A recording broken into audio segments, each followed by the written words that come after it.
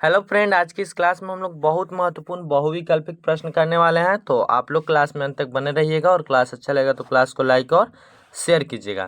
तो चलिए क्लास को स्टार्ट करते हैं। तो आज का हमारा पहला प्रश्न है कि विटामिन सी की कमी से कौन सा रोग होता है। विटामिन सी की कमी से कौन सा रोग होता है? तो सकर्वी होता है। कौन सा? सकर्वी होता है। याद रखिएगा, विटामिन सी की कमी से सकर्वी रोग होता है। ठीक है, कोई दिक्कत आपको नहीं होगा इस प्रश्न में। फिर आगे चलते हैं। आगे क्वेश्चन है कि ओजोन परत में कौन सी गैस छेद कर रही है। वो ओजोन परत में कौन सी गैस छेद कर रही है? तो क्लोरोफ्लोरोकार्बन यानी CFC। आपको याद रखना है कौन सी गैस? CFC।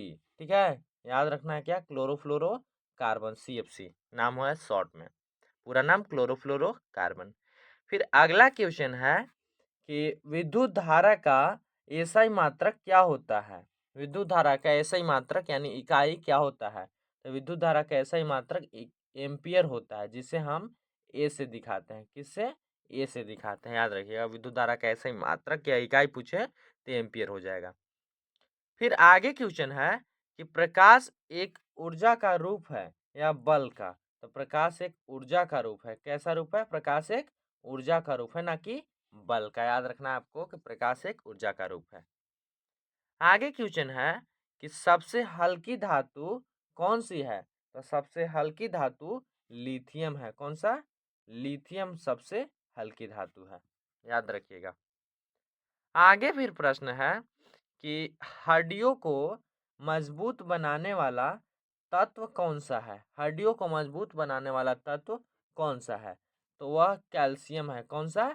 कैल्शियम। याद रखिएगा, हड्डियों को मजबूत बनाने वाला तत्व कैल्शियम है, जिसको हम Ca से डिनोट करते हैं। किससे?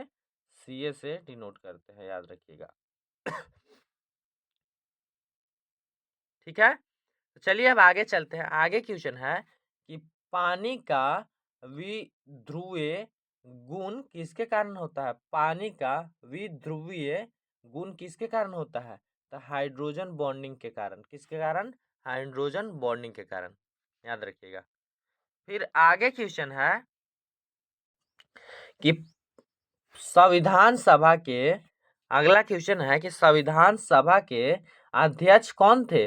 संविधान सभा के अध्यक्ष कौन थे? तो डॉक्टर राजेंद्र प्रसाद संविधान सभा के अध्यक्ष थे। ठीक है, फिर अगला है क्वेश्चन कि भारत में पंचायती राज व्यवस्था कब लागू हुई। भारत में पंचायती राज व्यवस्था कब लागू हुई?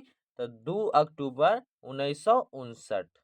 कब से कब लागू हुई? तो 2 अक्टूबर 1959। ठीक है, फिर चलते हैं आगे क्वेश्चन में कि भारतीय राष्ट्रीय कांग्रेस की स्थापना कब हुई थी। भारतीय राष्ट्रीय कांग्रेस की स्थापना कब हुई थी?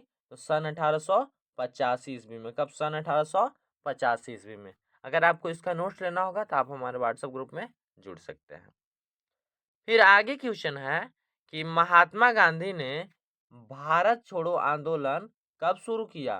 तो महात्मा गांधी ने भारत छोड़ो आंदोलन 9 अगस्त 1942 ईस्वी को शुरू किया। ठीक है, कब? भारत छोड़ो आंदोलन 9 अगस्त 1942 ईस्वी से स्टार्ट किया। ठीक है ना।